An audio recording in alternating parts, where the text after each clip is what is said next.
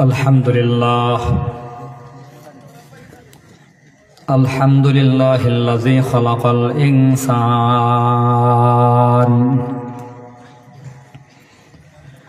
wa 'allamahul bayan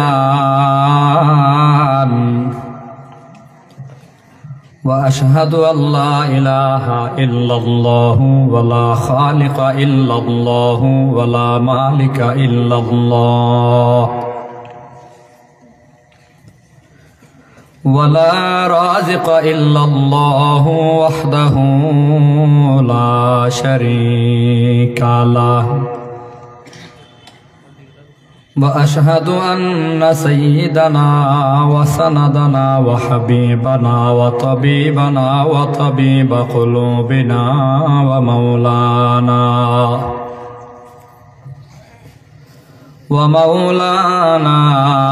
محمدا عبده ورسوله صلى الله تعالى عليه وعلى آله وأصحابه وبارك وسلم وبارك وسلم تسليما كثيرا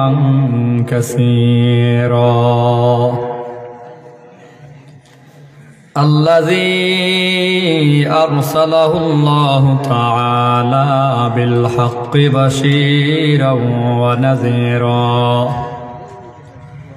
وداعيا إلى الله بإذنه وسراجا منيرا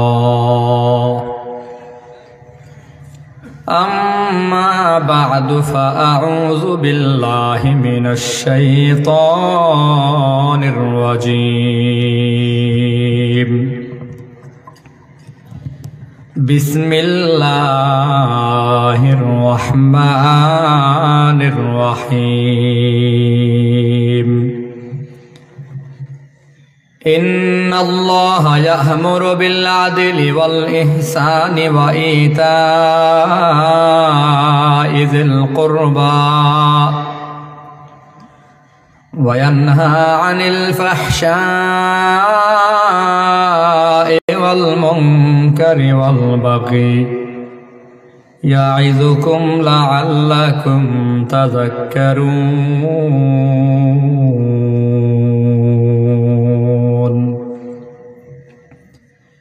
فقد قال النبي صلى الله عليه وسلم ألا كلكم راع فكلكم مسؤول عن رعيته أو كما قال النبي عليه الصلاة والسلام صدق الله العظيم وصدق رسوله النبي الكريم ونحن على ذلك لمن الشاهدين والشاكرين والحمد لله رب العالمين সবাই একটু দরুদ শরীফ পড়ি। আমি একটু ধীরে সুস্থে কথা বলবো, সময় যেহেতু আছে। আমার পরে আর আলোচক নাই, আমি শেষ অধিবেশনের বক্তা। অতএব একটু রাত হইলে অসুবিধা নাই তো? হ্যাঁ, মহাব্বতে পড়ি। আল্লাহুম্মা সাল্লি আলা মুহাম্মাদ ওয়া আলা আলি মুহাম্মাদ কামা সাল্লাইতা আলা ইব্রাহিম ওয়া আলা আলি ইব্রাহিম। ইকু দিছেন, ইকু বন্ধ করেন। আল্লাহুম্মা বারিক আলা মুহাম্মাদ ওয়া আলা আলি মুহাম্মাদ কামা বারাকতা আলা ইব্রাহিম ওয়া আলা আলি ইব্রাহিম ইন্নাকা হামিদুম মাজিদ। আলহামদুলিল্লাহ, ঐতিহ্যবাহী বিশ্বনাথ কালীগঞ্জ বাজার ইসলামী জনকল্যাণ সংস্থার উদ্যোগে 2 দিন ব্যাপী 32তম তাফসিরুল কোরআন মাহফিলের আজ প্রথম রজনীর সমাপনী অধিবেশনে উপস্থিত মুহতারাম শ্রদ্ধাভাজন সম্মানিত সভাপতি, আপনার আমার সকলের সর্বজন শ্রদ্ধেয় মোহাব্বতের মানুষ আনসারী রহমাতুল্লাহি আলাইহির কলিজার বন্ধু জুবায়ের আহমদ আনসারী রহমাতুল্লাহি আলাইহি, ওনাকে পুরো সিলেটের মানুষ কলিজা দিয়ে মোহাব্বত করে। পুরা সিলেটের মাটি ও মানুষের জনপ্রিয় বক্তা আনসারী সাহেব হুজুর, ঠিক না? ওনার চেয়ে বেশি জনপ্রিয় বক্তা সিলেটে আর কেউ নাই।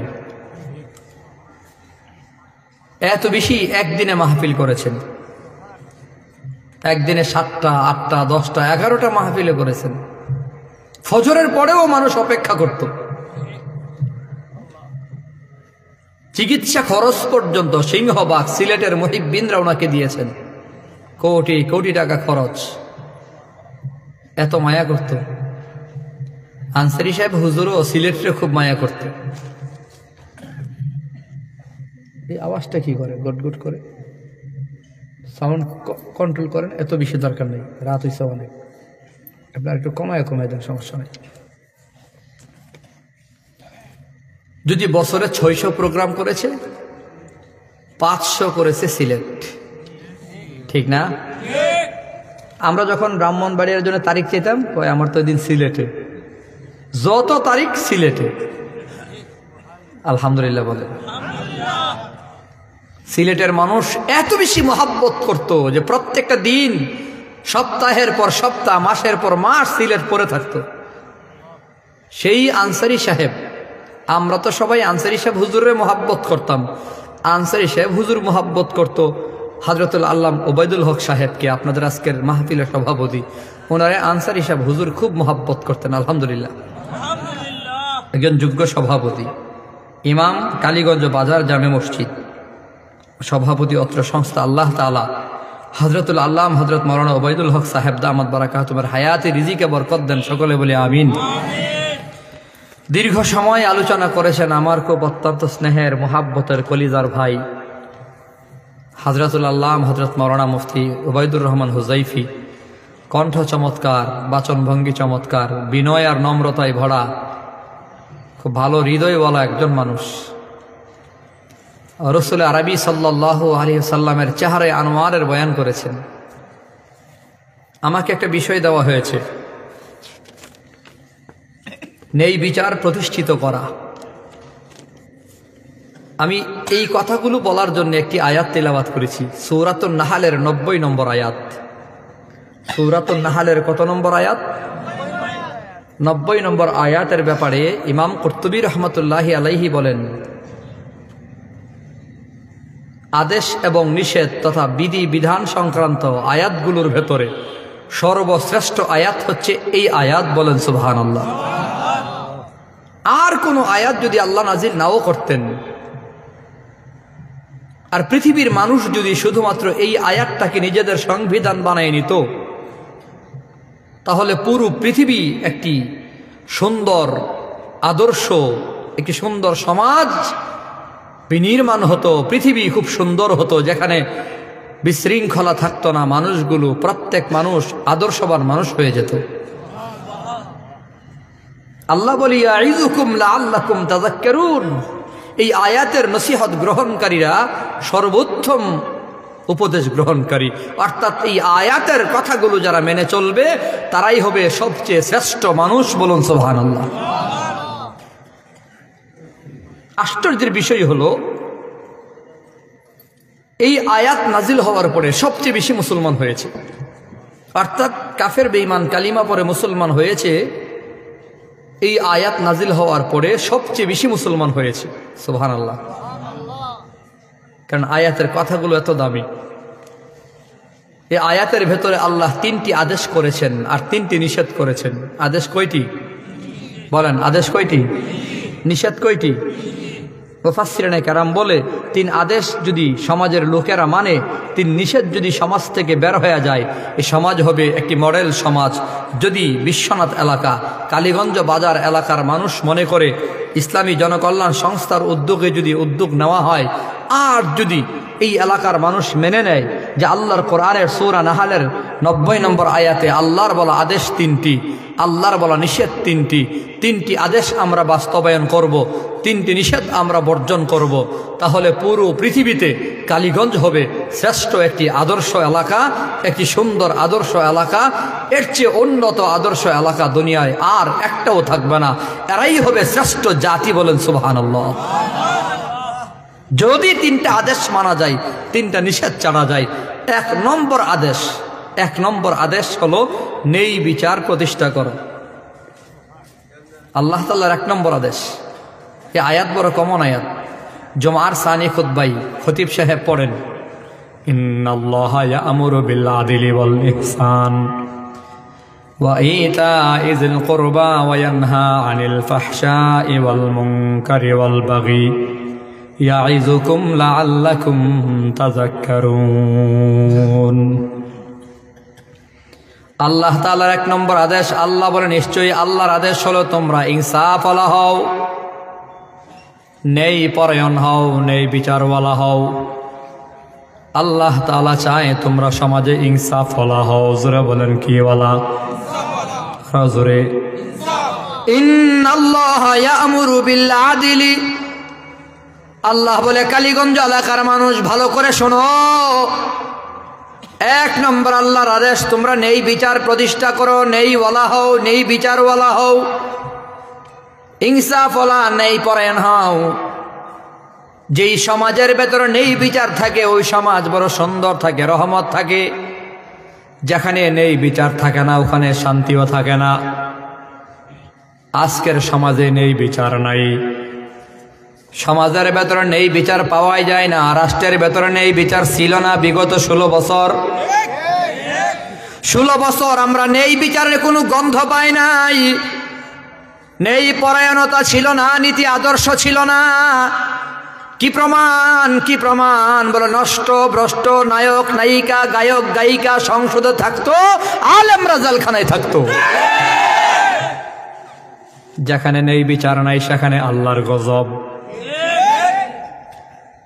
এত ক্ষমতা থাকার পরও পালায়া দেওয়া লাগছে রে মিয়া। পুলিশ পক্ষে, আর্মি পক্ষে, র্যাব, বিডিআর সব পক্ষে থাকার পরেও 41 সাল পর্যন্ত ক্ষমতায় থাকবে অঙ্কন কইরা রাখছে, ড্রয়িং কইরা রাখছে। প্রতি 5 বছর পরে পরে নির্বাচন কেমন ভাবে দেবে মাস্টার প্ল্যান করা। কখনো রাতের ভোট দিনে হবে, কখনো দিনের ভোট আবার দুপুরে হবে, বিকালে হবে, সকালে হবে, রাতেও হবে। আবার দিনের ভোট রাতে হবে। যে কোনো মূল্যে ক্ষমতায় 41 সাল পর্যন্ত থাকবো। 41 সালের আগে দৈন্তার নয়াকার না। সেনা প্রধান কয়ে 41 সাল বহুদূর, হাতে সময় মাত্র 40 মিনিট। কথা কয় না? কয় মিনিট? 40 মিনিট মাত্র সময়। কই একটু বক্তব্য দিয়াল ওই জাতির উদ্দেশ্যে, কই 40। কাপড় পাল্টাইবেন না বক্তব্য দেবেন আপনার ইচ্ছা। খায়া লই, সময় নাই। খাওয়া দাওয়ার টাইম নাই, কাপড় পাল্টাইবার সময় নাই, বক্তব্য দেওয়ার সময় নাই, বাথরুমে যাওয়ার টাইমও নাই। 41 সাল সেনা প্রধান বলে মাত্র 40 মিনিট। এই মিয়া জবাব দেন, আসল ক্ষমতার মালিক কে? আর্মি নিজের, পুলিশও নিজের, র্যাবও নিজের, কুবরা নিজের, বিএসএফ নিজের, এসএসএফ নিজের। বাংলাদেশের বন্দুকধারীরা বাদ দিয়া ভারত থেকে ধার করা বন্দুকধারীও পক্ষে ছিল। নরেন্দ্র মোদী বন্ধু মানুষ আরো বেশি পক্ষে, রাশিয়ার প্রধানও পক্ষে, ইসরায়েলের তারাও পক্ষে, আমেরিকাও তলে তলে একটু সুযোগ দিছিল। আল্লাহ কই যতই বাহাদুরি করো না কেন, আমার হাতে সময় আমি জানি মাত্র 40 মিনিট সময় পাইছ। আর কয়েক মিনিট বেশি থাকলে বাংলার ছেলেরা টাইন্না ছিঁড়ে ফেলতো। কথা কোন ঠিক কিনা? আমি খুব শুকরিয়া আদায় করছি আল্লাহর, আল্লাহ এই বিটি যে পলাইয়া গেছে গা, যদি থাকতো তাইলে আমরা দেখার মতো চোখ রাখতাম না, মানে শরমে দেখারও সুযোগ থাকলো ইলে না। পোলাপাইন যে কি করলো ইলে বোঝা গেছে কাপড় চুপড় পাওয়ার পরে যে কি করছে। পোলাপাইন বড় খারাপ। হ্যাঁ, কই আলমারি সিপাই কি যে আছে হিডিও বাইর করছে বিচাইরা, কি আজীব কনসেন দেখি। আল্লাহ যদি কাউকে বেইজ্জতি করতে চায়, দুনিয়ার কেউ তাকে বাঁচাবার ক্ষমতা রাখে না। আল্লাহ যদি কাউকে সম্মান দিতে চায়, দুনিয়ার পাওয়ারফুল নেতা তাকে ছোট করতে পারে না। মামুনুল হককে ছোট করে দেওয়ার প্ল্যান ছিল, জনগণ থেকে আলাদা করা, বিচ্ছিন্ন করে দেওয়ার প্ল্যান ছিল, টার্গেট আর ষড়যন্ত্র ছিল মানুষ যেন ঘৃণা করে মামুনুল হককে প্রত্যাখ্যান করে। কিন্তু আল্লাহর খেলা তো ভিন্ন খেলা। এখন মানুষ পাগল হয়ে যায় মামুনুল হককে এক নজর দেখার জন্য। একটা নজর যদি দেখতে পারতাম, কোনো মাঠে জায়গা হয় না মানুষের। ক্ষমতার মালিক কে? ইনসাফ ছিল না বলেই গজব, নেই বিচার ছিল না এজন্য গজব। কেউ কেউ মনে করে এটা বিএনপির কারামতি। পালাইছে রে পালাইছে, শেখ হাসিনা পালাইছে কয় না। অনেকে মনে করে বিএনপির কারামতি, কেউ মনে করে জামাত ইসলামের লোকেরা মাস্টার মাইন্ড করেছে, সিস্টেম করেছে, কেউ মনে করে ছাত্ররা করেছে, ছাত্র জনতা করেছে। আমি মনে করি যা করার আল্লাহ করছে। কথা কোন ঠিক কিনা? আল্লাহ কেন করছে আমরা তো জানি।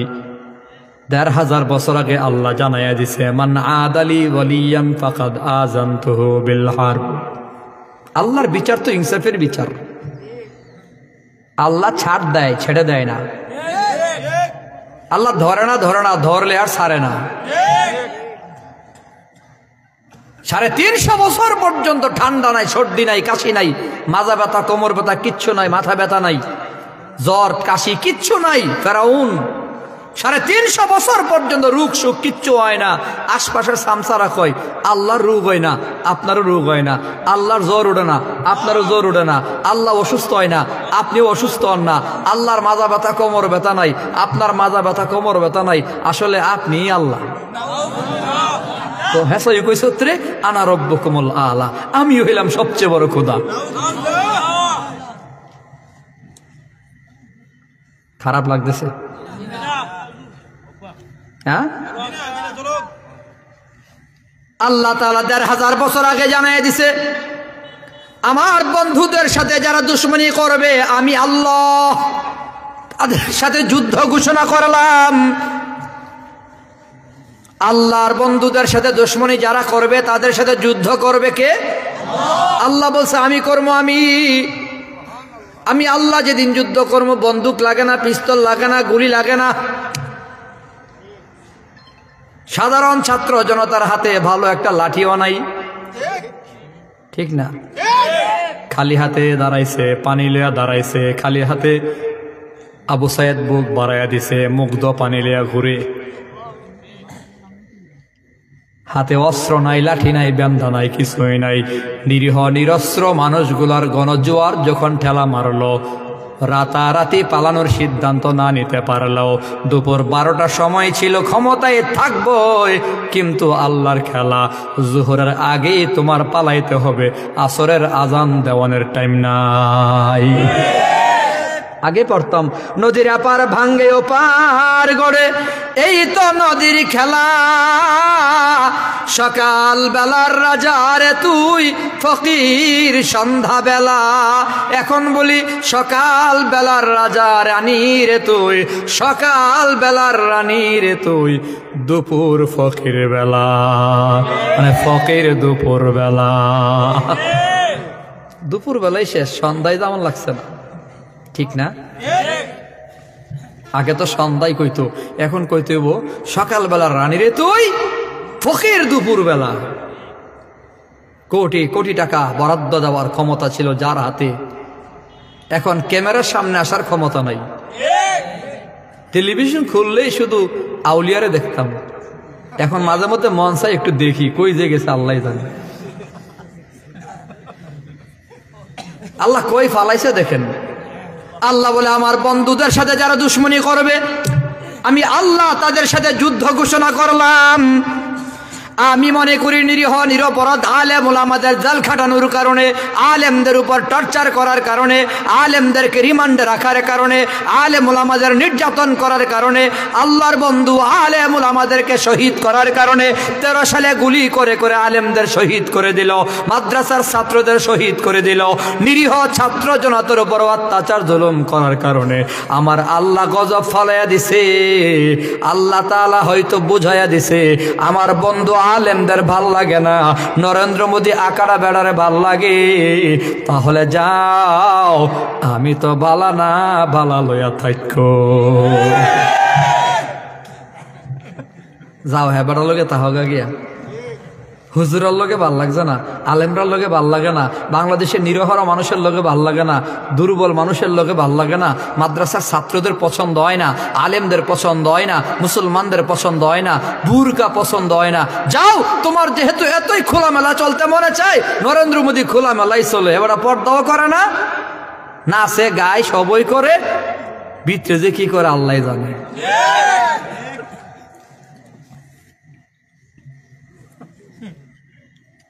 কি আজীব ব্যাপার। হেরা আবার ওখান থেকে আমাদের হুমকি দেয়, আগরতলার পারে খাড়ায়া বাংলাদেশ দখল করে নেব হুমকি দেয়। দেখছেন না আপনারা? আমি আবার আমার বক্তব্য বলেছিলাম সারা বাংলাদেশ এটা বিশ্বাস করে। আরে মিয়া, যারা গরুর পেশাব খায়, যারা গরুর গোবর খায় হেরা হুমকি দেয়, যারা গরুর কইলজা খায় হেরারে। আমরা গরুর কইলজা খাইনি, গরু জবাই করে মাংস খাই, গোশত খাই, কইলজা বোনা করে আমরা খাই, আমরাও হুমকি দেই গোবর খুর আর মুত খুরেরা। এজন্যই তো সারা বাংলাদেশে একটা আওয়াজ উঠছে, আগরতলার আকাড়া দাদা বাবুরা যদি ব্রাহ্মণবাড়িয়া ঢুকে তো ব্রাহ্মণবাড়িয়া বলাবেন যে গরম সবগুলারে মুসলমানি করায় ছেড়া দেবে।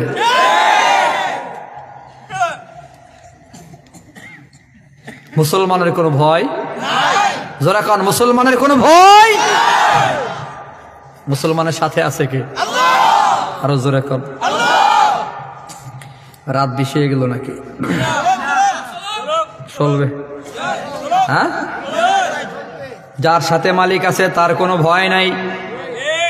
আমাদের মালিক কে? আর জোরে বলেন আমাদের মালিক কে? মানলাহুল মাওলা ফালাহুল কুল, যার আছে রব তার আছে সব। বাঘে গরুরা দৌড়াই, গরু দিছে দৌড়, এক দৌড়ে গিয়া নদীর কিনারায় খালে একেবারে চ্যাপ্টা হয়ে পড়ে গেছে। যে জায়গায় পড়ছে ওই জায়গায় কাদামাটি আটকায় গেছে, গরু আর নড়াচড়া করতে পারে না। বাঘেও পেছনে পেছনে দৌড়াই লাভ দিছে 10 হাত দূরে, বাঘেও কাদামাটিতে পড়ে চ্যাপ্টা খায়া আটকায় গেছে, আর নড়াচড়া করতে পারে না।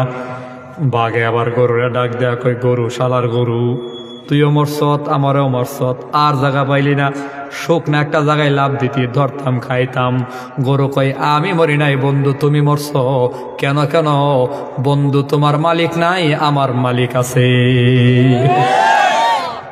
কি আছে কপালে দেখবা তুমি বিকালে।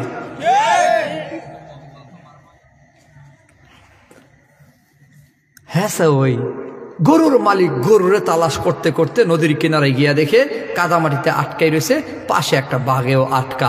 মালিক দেখে বুঝা লেছে এই শালার বাঘে আমার গরুরে দৌড়াইয়া এখানে আনছে, আমার গরুটা বড় কষ্ট করতেছে, গরু উড়াইমু পরে বাঘের বাপ ডাহামো আগে।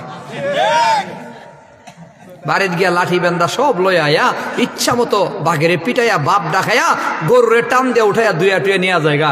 গরু হ্যাচকা ব্রেক দিয়া কয়, দোস্ত কইছিলাম নে কি আছে কপালে দেখবা তুমি বিকালে। তোমার মালিক নাই, আমার মালিক আছে। বেঈমান নাফরমানদের মালিক নাই। আরে নরেন্দ্র মোদী মালিক বিশ্বাস করে না, বারাক ওবামারা বিশ্বাস করে না, জর্জ ডব্লিউ বুশেরা বিশ্বাস করে না। আমেরিকা নিজেদের প্রভু মনে করে, রাশিয়া নিজেদের প্রভু মনে করে, এদের সাথে মালিকের কোনো সম্পর্ক নাই। ভারতের সাথে মালিকের কোনো সম্পর্ক নাই। বাংলাদেশের মুসলমান দুর্বল হতে পারে, কম হতে পারে, মুসলমানের সম্পর্ক মালিকের সাথে আছে। মুসলমানের সাথে একজন মালিক আছে, জুড়ে বলেন তিনি কে? যার সাথে মালিক আছে তার কোনো ভয়। আমরা তো এজন্যই ভয় পাই না। দেখেন একজন মুসলমান কয়েক হাজার বেঈমানরে ভয় পায় না। বদর যুদ্ধে 1000 কাফের বেঈমানের বিপক্ষে মাত্র 313। মুসলমানের সংখ্যা 300+। কত বলেন? 313 বলেন। বদর যুদ্ধে মুসলমানের সংখ্যা কত? ভালো করে মুখস্থ করেন। বদর যুদ্ধে বলেন, বদর যুদ্ধে মুসলমানের সংখ্যা 313। কাফের বেঈমানদের সংখ্যা 1000। 1000 রে 313 দিয়া ভাগ করলে একজনের মাথায় 3 জন। একজন মুসলমানের মাথায় কয়জন? 3 জন কাফের। হিসাবটা মনে রাখেন, 1500 বছর আগের হিসাব। 1500 বছর আগে বদর যুদ্ধে একজন মুসলমানের বিপরীতে 3 জন কাফের। আমি 1500 বছর পরে আজকের যুগে একটা হিসাব করেছি। ভারত বাংলাদেশে মিলিয়া নরেন্দ্র মোদীর গোলাম হলো 120 কোটি, মোহাম্মদ নবীর উম্মত হলো 36 কোটি। 36কে দিয়া 120-এর ভাগ দিলেও ভাগ বরাবর হয়ে গেছে, একজনের বিপরীত 3 জন। 1500 বছর পরেও মুসলমানের একজন, তারা হয়েছে 3 জন। আমাদের বাপ চাচারা আবু বকর, ওমর, ওসমান, আলীরা যদি একজন 3টারে জাহান্নামে পাঠাইতে পারে, আমরাও একজন 3টার বিরুদ্ধে লড়াই করতে প্রস্তুত আছি। কখন? যুদ্ধ যদি তারা আমাদের সাথে লাগাতে চায়। আমরা প্রতিবেশী দেশ, পরিষ্কার বলি, হিন্দু ভাই আমাদের দেশে যারা আছে তারা আমাদের ভাই, আমাদের বন্ধু। প্রতিবেশী যারা আছে তারাও আমাদের বন্ধু। আমরা বন্ধুত্ব চাই, মহাব্বত চাই, ভালোবাসা চাই, হৃদ্যতা চাই, মিলেমিশে চলতে চাই। কিন্তু আমাদের ঘাড় মটকাইবার প্ল্যান যদি তাদের থাকে, পায়ে পাড়া দিয়ে যদি যুদ্ধ করতে চায়, স্বাধীন দেশটাকে তারা যদি দখলের মনোভাব চিন্তা করে, তারা যদি মনে করে চট্টগ্রাম আমাদের দরকার, তাহলে আমাদের ঘোষণা হবে আগরতলাও আমাদের দরকার। যুদ্ধ করতে চাইলে ছাড় দেওয়া যাবে না। ভয় নাই। কোনো ফেসবুকে আবার কয় হুজুর তো গরম কথা কইেন না, পারতেন না। এগুলো হইল আকাটার দালাল। মুসলমানের অস্ত্র লাগে না তো, প্রমাণ তো বাংলাদেশে। বলেন বলেন, শেখ হাসিনা পালাইছে কি অস্ত্রের ভয়ে না জনতার ভয়ে? আর অস্ত্র কিসের? বন্দুকের গুলি আর বের হয় না। লক্ষ লক্ষ মানুষ যখন মাঠে নেমে গেল, কোটি মানুষ যখন মাঠে নেমে গেল, এখন চিন্তা করছে এদের অস্ত্রের দরকার কি? আমার পায়রা মেরা লইব।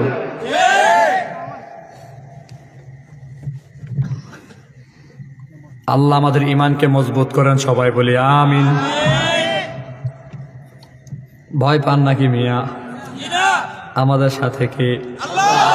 মোরা মুসলিম, মোরা বীর মুজাহিদ সৈনিক রসুলের, মোরা সুন্নাতে মানি মুসলিম বলে দুশ্মন বাতিলের। মোরা মুসলিম, মোরা বীর মুজাহিদ সৈনিক রসুলের, মোরা সুন্নাতে মানি মুসলিম বলে দুশ্মন বাতিলের। আমাদের কোনো ভয়। আল্লাহ তাআলা বলে তোমরা সমাজে ইনসাফ চালু করো, ন্যায় বিচার চালু করো।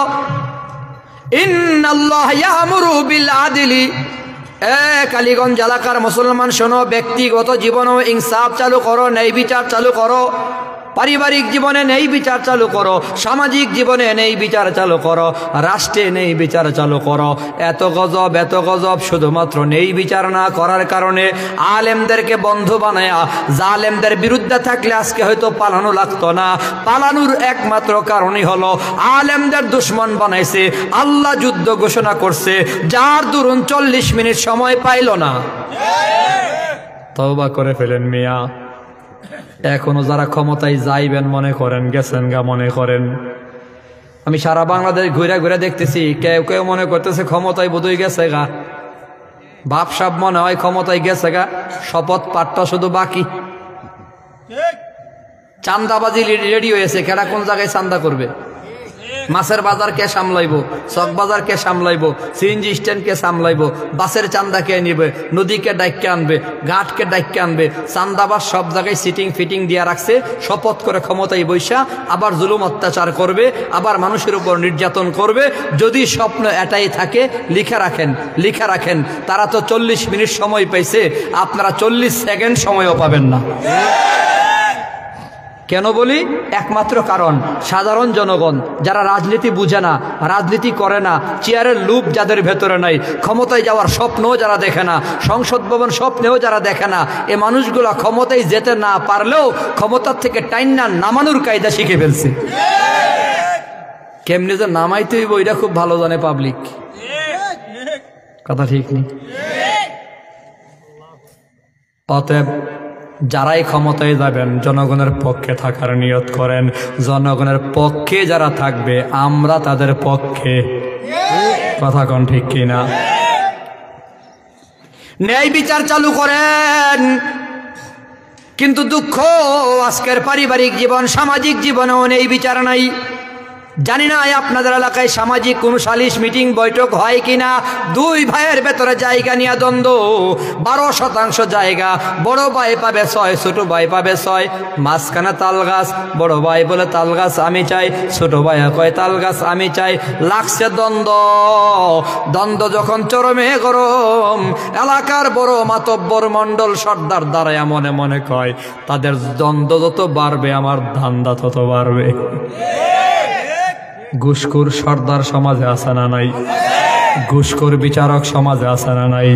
আজকের যুগে ইনসাফের বিচার হয় না, যেদিক থেকে টাকা বেশি পায় ওই দিকেই কথা কয়। এমন ঘুষখোর বিচারক সমাজে আছে না না? হ্যাঁ, বড় সর্দার বড় ভাইয়ের লোকে দেখা, কিরে তাল গাছ বলে তুই চাস? সর্দার মাতব্বর তুই কিছু চা পান না খাওয়াইলে তাল গাছ পাইবি? তো সর্দার মাতব্বরদের চা পানের দাম কত আমাদের এলাকার পাবলিকরা জানে। কম হইল 1005 টাকা। হ্যাঁ, বড় সর্দারের ফি 5000। 5000 টাকা বান্ডেল করে সর্দার সাহেবের পকেটে ঢুকিয়ে দিছে। সর্দার কই নুচিন্তা ডুফুর্তি আরামে গিয়া ঘুমা, আগামীকাল সকালে তাল গাছ তুই পাইয়া যাবি। ছোট ভাই খবর পাইছে বড় ভাই 5000 টাকায় বিক্রি হয়ে গেছে। ছাগল বিক্রি হয় 20,000, সর্দার বিক্রি হয় 5000। আসেনি? যেই সর্দার মাতব্বর বিচারক টাকায় বিক্রি হয়, সে তো ছাগলের চেয়ে অধম। নির্বাচনে তো আরো সস্তা, 500 টাকায় ভোট কিনো যায়। ঠিক না? ছাগলের দাম আছে, ভোটারের দাম নাই। আমাদের চরিত্র এত খারাপ, 500 টাকা দিলে যে টাকা দেয় হের পক্ষেই ভোট। 60 জন থেকে 500 করে 2000 টাকা নিছে। 60 জনটাই ওয়াদা করছে ভোট দেবো। তো হুজুরে যাই না লেছে, কিরে বাটপার, তুই যে 60 জনের লোক ওয়াদা করছস? কই হুজুর মাসলা জানা আছে, ঘরে আমার 4টা বুট আছে, আব্বার আছে, আম্মার আছে, আমার আছে, বউর আছে। নিয়ত করছি 4 জনে বাইকটা 60 জনে দিয়ালামু, টাকাগুলো হালাল করালাম। সুবহানাল্লাহ। এমন বাটপার সমাজ আছে না নাই? আমি তো খুব ভালো জানি, এই লাইলে ঘুরে আইছি, তো এই বাজারে আমি ঘুরে আইছি না। ছোট ভাই খবর পাইছে সর্দার 5000 টাকায় বিক্রি হয়ে গেছে। কত? ছোট ভাইয়ের চান্দি গরম। হাই হাই, সর্দার 5000 টাকায় বিক্রি হয়ে গেল, গাছ আর পাইলাম না। বিয়ে করছে একজন শিক্ষিতা মহিলা, বউ বড় শিক্ষিতা। রাতের বেলা বেগমের সাথে পরামর্শ করে বেগম, বড় ভাই তাল গাছ নিয়ে গেছে গা 5000 টাকায়। শিক্ষিতা বউ পরামর্শ দিছে যে এই সর্দার টাকায় বিক্রি হয়। টেনশন নাই, টেনশন নাই, 5-এর জায়গায় 10 দিয়া দিলেই হয়। 10,000 টাকার বান্ডেল নিয়ে রাত 3টার সময় সর্দার সাহেবের বাড়িতে হাজির। সর্দারকে এমন একটা টাইমে আইস, তাহাজ্জুদের টাইম, এ টাইমে দোয়া করলে দোয়া কবুল হয়। যা তাল গাছ তুই পায়া যাবি, কবুল হয়ে গেছে গা। তাহাজ্জুদের টাইমে তোরটা কবুল করলাম, নাউজুবিল্লাহ কর না। সকালবেলা দরবার শুরু, প্রথম 5000 টাকার অ্যাকশনে বড় ভাইয়ের পক্ষে কথা কয়। শেষ সময়ে গিয়া গণেশ পাল্টাইয়া ছোট ভাইয়ের পক্ষে সুর দিয়া তাল গাছের রায় দিয়া দিল। বড় ভাই মাথায় হাত দিয়া কই, সর্বনাশ সর্দার সাহেব। সর্দার কই কি করবো, ইডা ঠেলা মারছে হিডা। নাউজুবিল্লাহ কর না। আহা, কি করব তোর পাশে টান মারছে 10-এ। এমন ঘুষখোর সর্দার মাতব্বর আছে না নাই? এদের আবার কদর আছে কিন্তু দেখেন। আমি একটা দুঃখ নিয়ে প্রায়ই বলি, বাংলাদেশের সব মসজিদ মাদ্রাসায়, সব বলা যাবে না, সংখ্যাগরিষ্ঠ মসজিদ আর মাদ্রাসার ভেতরে এখন সভাপতি সেক্রেটারি পদ দখল করে সুদ করার ঘুষ করার দলেরা।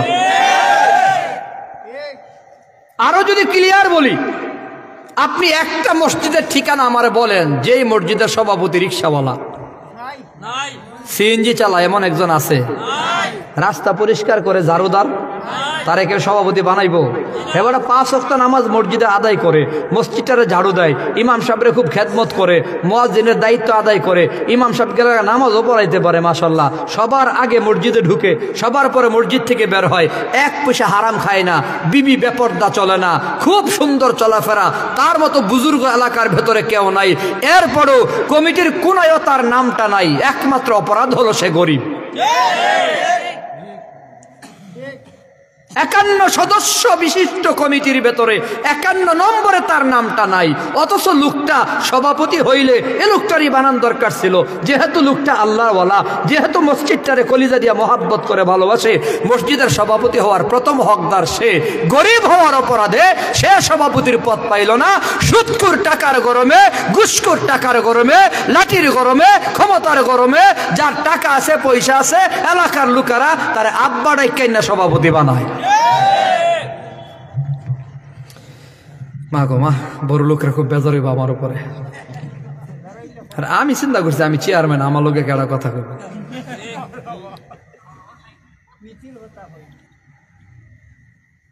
গরিব হওয়ার অপরাধে ভালো মানুষের দাম নাই, ঠিক না? আল্লাহ যদি আমার কথা কই তাহলে এমনই অনেক বড় বড় বড় বড় বড় বড় বুজুর্গ আলেম আছে যাদের ছাত্র হওয়ার যোগ্যতা আমরা রাখি না। তারা বয়ান করলে মানুষ বয়ান শুনে না, আর আমার কণ্ঠ বলা, আমার বয়ান শুনবার লাগি মানুষ পাগল। বিষয়টা এমনই। অর্থাৎ ভালো জিনিসের কদর আমাদের কাছে নাই, ভালো মানুষের সম্মান আমাদের কাছে নাই। কথা বলেন ঠিক কিনা? আল্লাহ আমাদের মাফ করেন, সবাই বলে আমিন। আরো জোরে বলে আমিন, আরো জোরে বলে আমিন। বলতেছিলাম নেই বিচারক হও, এলাকার সর্দার মাতব্বর বিচারক বাবারা বেজার হয়েন না। নেই বিচারক, নেই বিচারক, আমার নবীর সাথে জান্নাতের মেহমান। জোরে বলেন সুবহানাল্লাহ। কঠিন ময়দানে মাহশারে আরশের ছায়ার নিচে যে কয়জন জায়গা পাবে, এর ভেতরে 7 প্রকার মানুষের ভেতরে 1 প্রকার হলো নেই বিচার যারা করে। আমার নবীও বিচার করেছেন, আমার নবীও সর্দারি করেছে, আমার নবীও একজন বিচারক ছিলেন। আমার নবীর বিচারের খবর শোনায় আমি শেষ করে দেব। আমার নবীর দরবারে নালিশ হয়ে গেছে, ইয়া রাসূলুল্লাহ অমুক মহিলা চুরি করছে, তার বিচার করা লাগবে। আপনার আবার নবীর বিচার কেমন ছিল? নবীর সাথে সাথে কোরআনের আয়াত তেলাওয়াত করে শোনায়া দিল, আস-সারিকু ওয়াস-সারিকাতু ফাকতাউ আইদিয়াহুমা। চোর চুরি করেছে, আল্লাহর আইন হলো তার হাত কেটে দাও। চুরি করলে হাত কেটে দাও। জোরে বলেন কার আইন? আরো জোরে বলেন কার আইন? আল্লাহর আইন হলো চোরের হাত কেটে দাও। এই বাংলার জমিনে যদি একটা চোরের হাত কাটা হতো, তাহলে কোনো মন্ত্রী বাংলাদেশের টাকা চুরি কইরা কানাডায়, আমেরিকায়, সুইজারল্যান্ডের ব্যাংকে জমা দেওয়ার সাহস করতো না। একটা চোরের যদি হাত কাটতো, বউয়ের নামে কানাডা বাড়ি করলে না। হ্যাঁ, এত কোটি কোটি কোটি টাকা চুরি কইরা তারা সাজিল দেশপ্রেমিক। আর যে আলেম ওলামারা নিজের একটা বাড়ি দেশের বাইরে বানাইলো না। কোন আলেমের দ্বৈত নাগরিকত্ব সনদপত্র নাই। সংখ্যায় খুব কম থাকতে পারে, যেটা আছে এটাও আপনাদের সিলেটের সুবাদে লন্ডনই যারা। বাংলাদেশের কোন আলেমের নামে বিদেশে বাড়ি পাবেন না। কানাডায় বাড়ি করছে দেশের টাকা নিয়া, একজন আলেমকে দেখাতে পারবেন না। একজন আলেম দেশের টাকা খরচ কইরা, দেশের টাকা চুরি কইরা বিদেশে নিয়ে বাড়ি করলো না। আলেমদেরকে বানাইছে দেশের দুশ্মন। আর যারা দেশের টাকা চুরি কইরা বউয়ের নামে, ছেলের নামে, ছেলের বউয়ের নামে, মাইয়ার নামে বিদেশে বাড়ি বানায়, তারা হলো দেশপ্রেমিক নামের ভণ্ড। একটা চোরের যদি হাত কাটতো, সব চোর সোজা হইতো। কথা কোন ঠিক কিনা? চোর চুরি করবে হাত কেটে দাও কার আইন? এই আইনটা সংসদে দরকার আছে না নাই?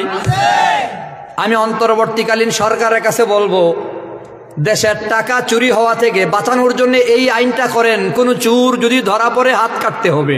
যদি আইনটা কমপ্লিট করা যায়, আমার মনে হয় সামনে যারা ক্ষমতায় আসবে হাত কাটার ভয় হলেও চুরি করবে।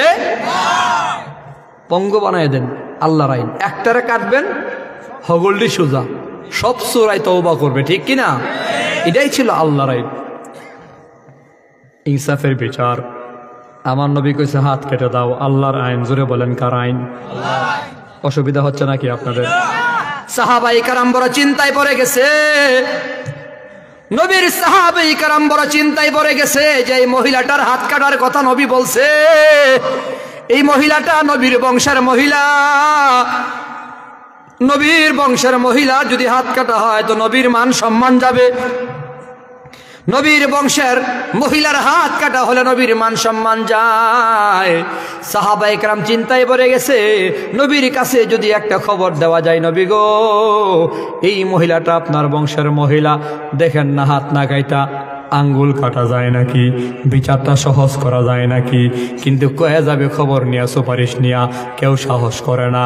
সাহাবায়ে কেরাম তাকায়া দেখে নিজেদের মধ্যে ছোট্ট একটা বাচ্চা বসা, নাম তার ওসামা। ওসামা আমার নবীর কলিজার নাতি। ওসামারে আমার নবী এত আদর করে, মায়া করে। আমার নবী যখন ঘুমায়, ওসামারে আমার নবী বুক মোবারকে শোয়া শোয়া ঘুম পাড়ায়। নবী মাঝে মধ্যে কান্দে নিয়ে হাঁটে। ওসামা আমার কলিজার টুকরা নাতি। কেমনে? আমার নবীর পালক পুত্র যায়েদ রাদিয়াল্লাহু তাআলা আনহুর ঘরের সন্তান। যায়েদ নবীর পাগল, যার দরুন আমার নবী ও ছেলের ঘরের নাতির জন্য পাগল। আর দুনিয়ার একটা স্বাভাবিক নিয়ম হলো, যেই ছেলে তার মা বাবার পাগল হয়, যেই ছেলে মা বাবার খবর বেশি নেয়, মা বাবাও ওই ছেলের ঘরের নাতি নাতনরে আদর করে বেশি, নাতি নাত করে খবর বেশি নেয়, মায়া করে বেশি, মোহাব্বত করে বেশি। আমার নবীর জন্য যায়েদ বড় পাগল। কেমনে পাগল হইছে জানো? যায়েদ আমার নবীর পালক পুত্র কেমন করে হলো? ওরে মুসলমান, পেছন থেকে 2 মিনিটে কথাগুলো শুনিয়া যাও। আম্মাজান খাদিজার চাচাতো ভাই বাজার থেকে 4টা গোলাম কিনে আনছে। গোলাম কিনে আইসা মনে মনে কয়, একটা গোলাম আমি আমার বোন নবীর বিবি খাদিজারে হাদিয়া দিয়া দেমু। ও খাদিজা, 4টা গোলাম কিনে আনছি, 4 গোলামে যারা পছন্দ হয় একটা গোলাম তোমার হাদিয়া দিয়া দিলাম। আমার মা আম্মাজান খাদিজা তিনিও মনে মনে ভাবে, একটা গোলাম হাদিয়া নিয়ে যদি আমি আমার নবীর হাদিয়া দেয়, আমার নবীর দাওয়াতের মিশন নিয়ে বাহিরে যায়, একা একা যায়, মক্কায় বেঈমান না ফরমান দুশমনের অভাব নাই। যায়েদ যদি আমার নবীর সাথে থাকে, একজন পাহারাদার হলো, আমার নবীর বডিগার্ড একজন হয়ে গেল, খাদেম একজন হয়ে গেল। আম্মাজান খাদিজা যেই 4 গোলামের ভেতরে যারে পছন্দ করেছে, তার নামই হলো যায়েদ। যায়েদের সাথে নিয়ে আম্মাজান খাদিজা আমার আপনার নবীর হাদিয়া দিল। ইয়া রাসূলুল্লাহ, এখন থেকে আপনি যখন বাহিরে যাবেন, এই খাদেম যায়েদের সাথে নিয়ে যাবেন। আমার আপনার নবী খাদেম পায়া সাথে সাথে আজাদ করে দিয়া কয়, যায়েদ আমার গোলামের দরকার নাই। আমার নবী বলেন, আমি তো মহানুভব নবী, আমি হলাম সর্বশ্রেষ্ঠ, আমি সাইয়্যিদুল কাউনাইন নবী, দয়ার সাগর আমি নবী, আমি কেমনে মানুষের গোলাম রাখবো? যায়েদ তোমার আজাদ করে দিলাম, চলে যাও। কিন্তু যায়েদ যায় না। আমার নবী যাতাই যায়, যায়েদ সাথে যায়, আমার নবীর সফর সঙ্গী হয়ে যায়। যায়েদের বাবা খবর পাইছে মক্কার নবী মুহাম্মদের ঘরে নাকি আমার সন্তান। খবর পাইয়া নবীর বাড়ি আইসা নবীরে বলে, ইয়া নবী আল্লাহ, ওগো আল্লাহর নবী মুহাম্মদ, আমার সন্তানরে আমি নিয়ে যেতে চাই, বিনিময়ে টাকা রাখেন, কত রাখবেন আপনি বলেন, আমি দিয়া যাই। আল্লাহর নবী বলে, যায়েদের বাপ, আপনি আপনার সন্তান নিয়ে যান, আমি নবীর গোলামের দরকার নাই, টাকারও দরকার নাই, আমি আজাদ করে দিলাম, স্বাধীন করে দিলাম। যায়েদের বাপ যায়েদের হাতে ধরছে, দয়রা বলে, যায়েদ চল। হাত টান দিয়া ছুটাইয়া বাবারা জানাই দিছে, বাবা গো, এখন এমন একটা ঘরের ভেতরে আছি, যেই ঘরে আল্লাহ পাকের রহমত নাজিল হয়, জিবরাইলের আগমন হয়। আম্মাজান খাদিজার ঘর, ফাতেমার ঘর, আমার নবীর ঘর, 24 ঘন্টা আল্লাহর রহমত নাজিল হয়। এমন ঘর ছেড়ে আমি যাব না। যায়েদ গেল না, বাবা ব্যর্থ হয়ে চলে যায়, কিন্তু জন্মদাতা দাদা বাবার জন্য তো মায়া হয়।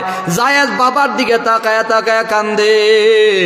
আমার নবী দার্শনিক, নবীর বুঝবার বাকি নাই। জায়েদের হাতে ধইরা কাবা ঘরের সামনে দাঁড়ায়া মক্কার মানুষদের ডাক দেয়া কয়, ওরে মক্কার লোকেরা শোনো, আজকে থেকে জায়েদের বাবা হারা মনে করবা না। আমি নবী ঘোষণা দিলাম, জায়েদের বাপ হইল বিশ্ব নবী মুহাম্মদ। জোরে বলেন সুবহানাল্লাহ। আজকে থেকে জায়েদ আমার সন্তান। এবার নবী যাতাই যায়, জায়েদের সাথে নিয়ে যায়। তায়েফের ময়দানে জায়েদরে নিয়ে হাজির। আমার নবীর শরীরে যখন পাথর মারা হয়, পাথর তো কোনাইসা পাথর, কাপড় ছিদ্র হইয়া, চামড়া ছিদ্র হইয়া গোস্তের ভেতর পাথর গিয়া ডুইকা থাকে। জায়েদ বলে আঙ্গুল দিয়ে গোতা দিয়া পাথর যখন বের করি, এত রক্ত বের হয়, এত রক্ত বের হয়। আমার নবী একবার নয়, দুইবার নয়, তিনবার অজ্ঞান হয়ে পড়িয়া যায়। আপনার আমার নবীকে বাঁচাবার জন্যে জায়েদের শরীরটা ঝাঁঝরা হয়ে গেছে। এরপরও আমার নবীরে সাইরা যায় নাই। জায়েদ রাদিয়াল্লাহু তাআলা আনহু আমার নবীর জন্য মার খাইলো, নবীরে ফালাইয়া গেল না। এত পাগল জায়েদ। আমার নবী জায়েদের ঘরে সন্তান হয়েছে, নাম রাখছে ওসামা। উসামা আবার নাতি। এই নাতির বুকে শোয়া, কোলে শোয়া ঘুম পাড়ায়। সাহাবাই কারাম মনে মনে ভাবে, ছোট্ট মানুষ ওসামা, বয়স কম, আবার নবী আদর করে তারে দিয়া যদি সুপারিশ পাঠানো যায়, নবী হয়তো রাগ করবে না। ওসামা রে, যাও তোমার দাদারা যায় বলো, ও দাদা, যেই মহিলার হাত কাটার কথা বলেছেন, মহিলাটা আপনার বংশের মহিলা। ওসামা শুইনা একটা দৌড় দিল, আমার নবীর ঘরে গিয়া নবীর কোলে বৈশা কানের কাছে মুখ লাগায়া কয়, দাদা গো, যে মহিলার হাত কাটার কথা বলছেন, এ মহিলাটা আপনার বংশের মহিলা। দেখেন না, হাত না খাইটা আঙ্গুল কাটা যায় নাকি? বলার সাথে সাথে আমার নবী দাঁড়াইয়া গেল, চোখ মোবারক বড় বড় হয়ে গেল। আপনার আমার নবীর গলার আওয়াজ বাইরে গেছে, এ সাহাবাই কারাম, তোমরাই বুঝি পরামর্শ করে উসামারে আমার কাছে পাঠাইছো, তাহলে শুনিয়া নাও, আমার বংশের মহিলা কেন, আমার কলিজার টুকরা ফাতেমাও যদি চুরি করত, আমি ইনসাফের বিচার করি নেই, বিচার করি নেই, বিচারক নবী হিসেবে আমি ঘোষণা দিতাম, আমার কলিজার টুকরা ফাতেমার হাতটাও কাইটা দিতে হবে। আল্লাহ বলে, ইন্নাল্লাহ ইয়া'মুরু বিল আদলি, আল্লাহ বলে 1 নম্বর তোমরা ইনসাফ ওয়ালা হও। জোরে বলেন কি ওয়ালা? নেই বিচার। জোরে বলেন কি বিচার? ঘরে, সমাজে, রাষ্ট্রে, সব জায়গায় নেই বিচার চালু করো। সত্যিকার অর্থেই বাংলাদেশে যদি স্বাধীনতার পর থেকে নিয়ে নেই বিচার থাকতো, তাহলে বাংলাদেশ এত দরিদ্র থাকতো না, এতটা পিছিয়ে থাকতো না। দুঃখ, আলেমদের জালখানায় ঢুকায় রাখছে, চোর বাটপার বদমাইশ গুলাকে সংসদে ঢুকায় রাখছে। এখন সময় এসেছে নেই বিচারটা একেবারে শুরুর থেকে আরম্ভ হোক। নিচের থেকে শুরু করেন, 0 ক্লাস থেকে। এবার নতুন করে যারা ক্ষমতায় যাবে, আমরা ভোট দেওয়ার আগে চিন্তা করব, এটা কি দুর্নীতিবাজ, আগে দুর্নীতি করেছে, আগে বাটপারি করেছে, তালাক দিলাম। একজন পিওর ম্যান, একজন ভালো মানুষ, ইনসাফওয়ালা, নেই বিচারক, নেই বিচার প্রতিষ্ঠা হবে। আমি আমার ভোটের ব্যাপারে অন্তত ইনসাফ করব। জালেমরে ভোট দেব না, দুর্নীতিবাজরে ভোট দেব না, বদমাইশরে ভোট দেব না, 2 নম্বরে ভোট দেব না, বাটপার সিটারে ভোট দেব না। বহু বাংলা দেখেছি, সবুজ বাংলা দেখেছি, সোনার বাংলা দেখেছি। এখন সময় এসেছে ইসলামের বাংলাদেশ দেখতে হবে। এবার অন্তত ভোটের বেলায় ইনসাফ করেন। নিজের ভোটের উপর আমরা অনেক জুলুম করছি, নেই বিচারটা ভোটের উপর শুরু করেন। ভোট দেওয়ার আগে আমি চিন্তা করবো, সোনার বাংলা দেখার জন্য অনেক ভোট দিছি, সবুজ বাংলা দেখার ভোট 53-54 বছর দিছি, বারবার ধোঁকা খাইছি, আর খাবো না। আগামীর বাংলাদেশ হবে ইসলামের বাংলাদেশ। কথা কোন ঠিক কিনা? শুধুমাত্র ফলো করবেন আলেম ওলামারা কার সাথে আছে। আলেম ওলামারা যার সাথে আছে, আমরা সাধারণ মানুষ তার সাথে আছি। কথা বলেন ঠিক কিনা? কোনো মার্কা বুঝি না, আমি নৌকা বুঝি না, দানের শেষ বুঝি না, কোনো মার্কা বুঝি না। বিশ্বনাথের ওলামায়ে কেরাম যাকে সমর্থন করবে, আমরা তাকে সমর্থন করব। কথা বলেন ঠিক কিনা? এমন একটা সমাজ যদি বানাতে পারেন, তাহলে চুর, চুট্টা, বদমাইশ, বাটপার, সিটার, 2 নম্বর দুর্নীতিবাজ, ঘুষখোর, সুদখোর সংসদে দাঁড়াতে পারবে না। কথা বলেন ঠিক কিনা? বেশি মানুষ লাগবে না। বিশ্বনাথ কালীগঞ্জে বাজারের মানুষ ঐক্যবদ্ধ হন। আমি সেখানে বলে আসছি, বিশ্বনাথের আরেকটা পাশে বলে আসছি, এবং সিলেটে সব জায়গায় বলতেছি যে প্রত্যেকে নিজেরা ঐক্যবদ্ধ হন। জীবনে বহু বাটপার সিটারে ভোট দিছি, বেনামাজিরে দিছি, দাড়ি কামাইনারে দিছি, বেপরদারে দিছি, গান বাজনা করে নাচানাচি করে, মহিলা নিয়ে ডলাডলি করে বাটপার সিটার সবগুলোরে ভোট দিছি। এবার ভোট দেবো একজন আল্লাহর গোলাম রে, আল্লাহর ওলি রে, নামাজি রে, দাড়িওয়ালা রে, আলেমরা যারা সমর্থন করে তারে। বেজার হয়েছেন বোধ হয়? হ্যাঁ, থাকবো ইনশাল্লাহ। আল্লাহ কবুল করেন সবাই বলে আমিন। ইমাম সাহেব হুজুরের জিগাইয়া বক্তা তো ঠিকই দাওয়াত দিছেন না? আয়া কোসেন হুজুর কোন বক্তা দাওয়াত দিলে ভালো হয়, জিগান না? আরে মাহফিল করালে হুজুরের জিগান নি, কথা কয় না। আমাদের ওবায়দুল হক সাহেব হুজুরের লোক তো পরামর্শ করেন, আশেপাশে ইমাম সাহেবের লোক বুঝেন, তো ভোট দেওয়ার আগে ইমাম সাহেবের জিগান দরকার নাই, কথা কয় না। প্রত্যেকে শুধু এভাবে ঐক্যবদ্ধ হয়ে যান কেনা যে আমরা ইমাম সাহেব যেন কই হেন ওই দেবো, তাহলে নেতা তো ইমাম সাহেবের কাছে আইসা তওবা করতে বাধ্য হইব। আগে চুরি করে থাকলেও, বাটপারি করে থাকলেও তখন না রে ইমাম সাহেব যেন কইব হেন ওই ভোট দিব রে, অতএব ইমাম সাহেবের কথা আমারও মানতে হইব। তাইলে আমাদের যেই নেতাগুলো বাটপার ছিল এরাও বাটপার হইতো না, আমাদের ধাক্কাই তারাও ভালো হয়ে যাইত। আল্লাহ আমাদের কবুল করেন সবাই বলে আমিন। আমি কারো পক্ষে বলি নাই, নিরপেক্ষ বলেছি, আমরা ভোট দেব ইসলামের পক্ষে। রাজি আছি? রাজি আছি? একজন মুসলমান হিসেবে তো চাইতেই পারি আমরা ভোট দেব ইসলামের পক্ষে।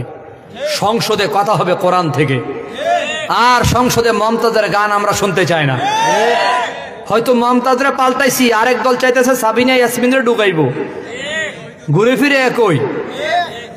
চাঁদাবাজি বন্ধ হয়েছে না, চাঁদাবাজের পরিবর্তন হয়েছে, বুঝলেন কিন্তু ভালো কইরা।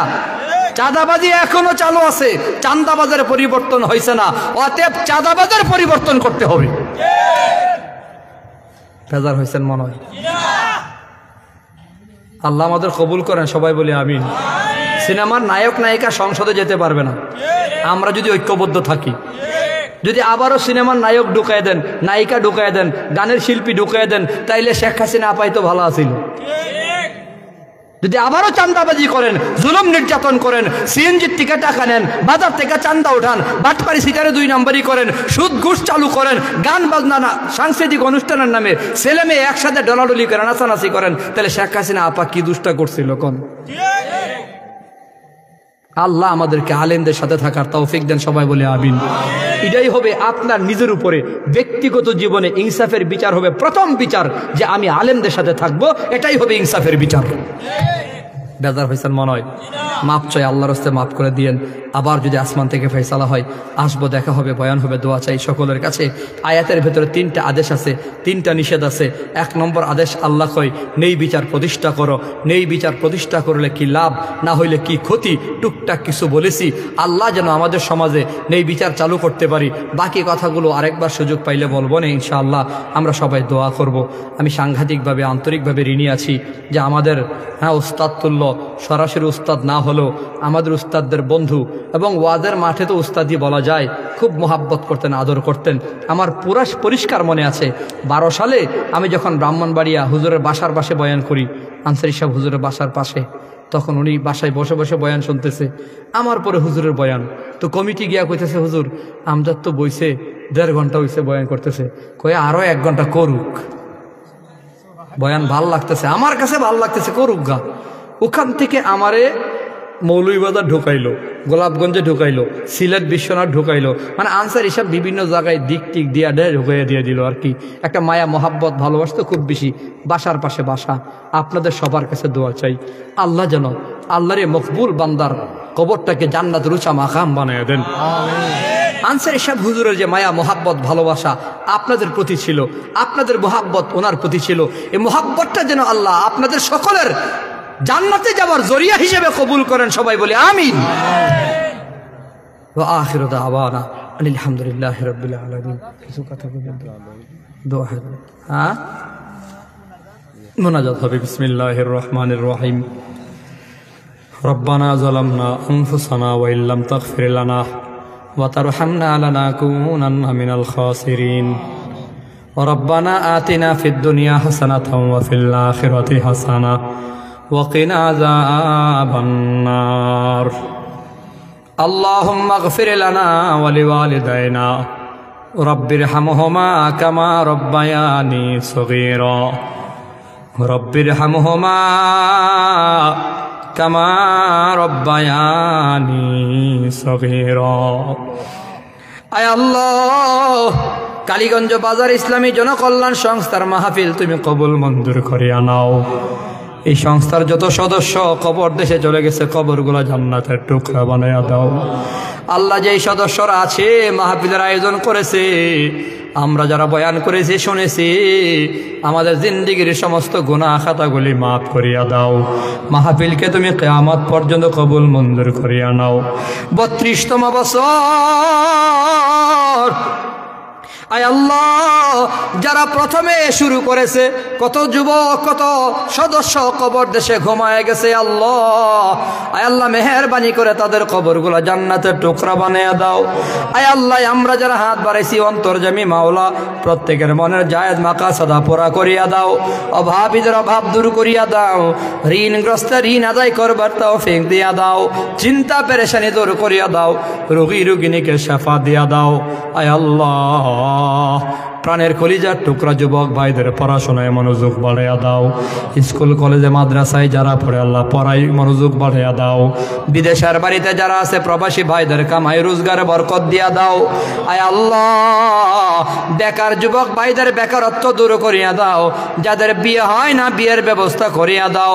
আয় আল্লাহ, এলাকার যুবক ভাইদের হাসান হুসাইনের বন্ধু বানাইয়া দাও। মুরব্বী বাবাদের আবু বকরের বন্ধু বানাও।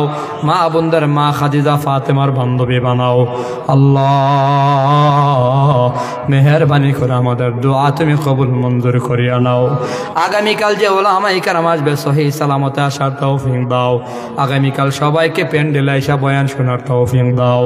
আয় আল্লাহ, এই মাহফিল কিয়ামত পর্যন্ত কায়েম ও দায়াম রাখার তৌফিক দাও। ও রব্বে করিম, হযরতুল আল্লামা মাওলানা উবাইদুল হক সাহেব দামাত বারাকাতুহুম এলাকার লোকদের নিয়া তোমার কোরআনের পয়গামের আয়োজন করেছে মাওলা। মেহেরবানি করে আল্লাহ তোমারে বান্দার মনের জায়েজ মাকাসাদা পুরা করিয়া দাও। হায়াতে তয়্যিবা দান করিয়া দাও। নেক হায়াতের মালিক বানাইয়া দাও। ইলম ও হেলেম বাড়াইয়া দাও। আয় আল্লাহ, মুসল্লিদের সাথে ইমামের মহাব্বত মজবুত করিয়া দাও। এই কালীগঞ্জ বাজারের ব্যবসায়ী ভাইদের ব্যবসায় বরকত দিও। প্রত্যেকটা দোকানে খাস রহমত আর বরকত দিও। কামাই রোজগারে বরকত দিও। আয় আল্লাহ, আমাদের দোয়া তুমি কবুল আর মঞ্জুর করিয়া নিও।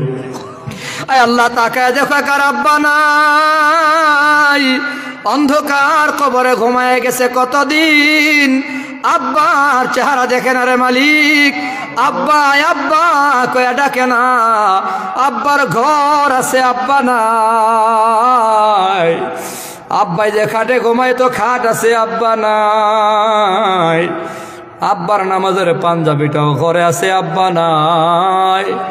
আব্বার দোকান আছে, জমি আছে, আব্বা নাই। দয়া করো, মায়া করো আল্লাহ, এতিম আব্বা গুলার খবরকে জান্নাতের টুকরা বানাইয়া দাও। আয় আল্লাহ, তাকায় দেখো কার মা দুঃখিনী নাই।